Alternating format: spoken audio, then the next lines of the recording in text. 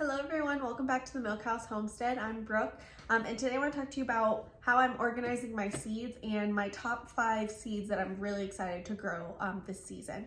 So first off, I wanted to show you kind of what I use to organize my seeds.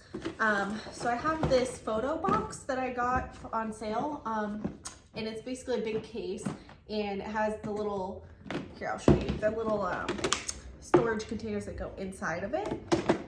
So typically what I do is first I plan what seeds I am growing, and then I get out my calendars that I have printed, and I'll put down what my last frost date is, and then I'll kind of count for each seed where, in which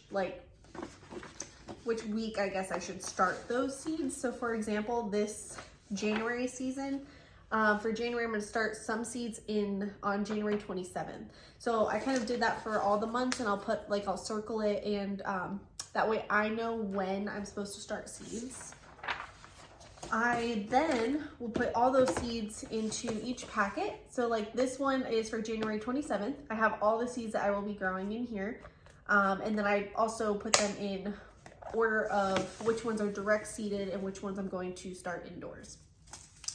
But yeah, I just kind of organize them in that way. So then each little container I'll just pull out and use when I need to on that date and start seeding them in my indoor greenhouse area. And I'll show you guys that when I do start seeding. I will show you how I do those. But for each one, I'll just start doing that. And I'll put them in order. So all I have to do is grab this and go seed. It's very helpful to be organized when I do start my seeds. I just find it makes life a lot easier. So that's what I do for my seeding. As far as my top 5, there's a lot of things I like to grow. I don't have the room necessarily. We are going to build a raised garden bed this year. We've never done that. It's our second year growing. We have been doing pot growing, like big pots to grow everything in. It hasn't been super successful.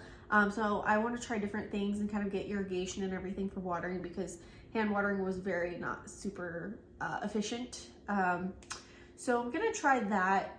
I kind of am dabbling in different like new varieties as well, more than production. There are some things that I'm not gonna like make, like onions and potatoes. I'm not gonna grow those.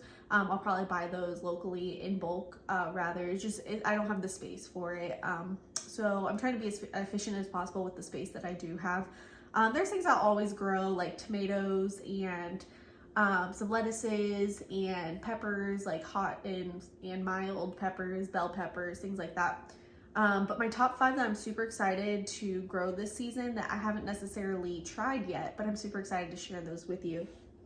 So I did find this company called Row 7 Seeds, and they have really nice varieties, like different things, and a very limited selection, like maybe like 10 to 20 different types of seeds, and that's pretty much all, because they cultivate those specific varieties and kind of just master those in a way. So I haven't gotten some of the seeds yet. They have been out of stock for a while, but I did order some today, and hopefully can get this other seed that I do want to try. But those top ones is tomatoes. For the tomato, I want to grow a Midnight Roma tomato. So the Midnight Roma tomato is a dark purple tomato. It is quite smaller than a typical Roma in my opinion. I haven't grown it yet, but it looks very smaller in size than I'm used to. But I'm excited to try that seed. That's one of my top 5 that I'm going to be growing and super excited about. The next one would be a Badger Flame Beet. And it looks very pretty. It's mild and sweet is what the description says. I've never actually grown beets, so I'm excited to do that. And I'll show you guys each of those right here of what they look like. But I'm excited to do that. I'm gonna interplant those with tomatoes since they're not super nitrogen hungry. And I've been told that interplanting those with tomatoes is very, very good. So I'm gonna try that out. I'm excited for that. The next one is a honey patch squash.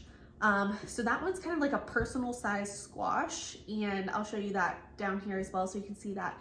But it is apparently kind of like a hybrid of a butternut, but like more sweet and personalized, and has a longer, like a thicker skin is apparently how they had to cultivate it so that it would have a longer storage. So I'm excited to try that.